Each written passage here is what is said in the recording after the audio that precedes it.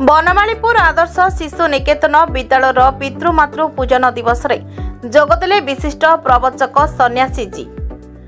भुवनेश्वर उपकंठ खोर्धा जिला बालीपाटना ब्लॉक अंतर्गत बनमालीपुर स्थित आदर्श शिशु निकेतन विद्यालय पितृमातृ पूजन दिवस और वार्षिक उत्सव विद्यालय परिसर में महासमारोह पालित हो जायछि।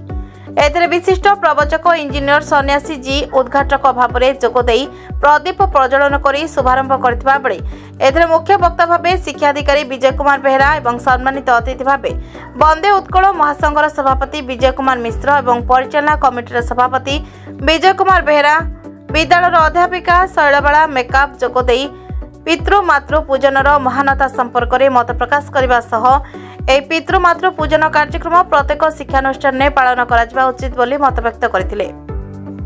उद्यापन उत्सव में मुख्य अतिथि भाव में ओडिशा उच्च न्यायालय वरिष्ठ आईनजीवी सुमंत कुमार स्वाई मुख्य वक्ता भाव बालीपाटना प्रेस क्लब सभापति दिलीप कुमार ओझा और सम्मानित अतिथि भाव विशिष्ट जादूकर विधुभूषण नायक जोगदे चित्ताकर्षक जादू खेल प्रदर्शन करथिबा बेले समाजसेवी मागुणी चरण सेठी रमेश चंद्र साहू प्रमुख अतिथि माने जोगदे कृति प्रतियोगी मानकु पुरस्कार प्रदान करथिले।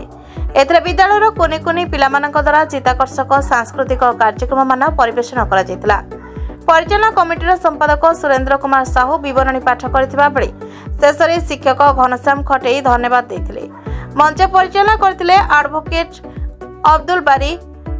एही उत्सव को परिचालन रे विद्यालयर समस्त शिक्षक शिक्षयित्री सहयोग करथिले। भुवनेश्वर विनोद कुमार भोईंको रिपोर्ट प्रतीक्षा न्यूज।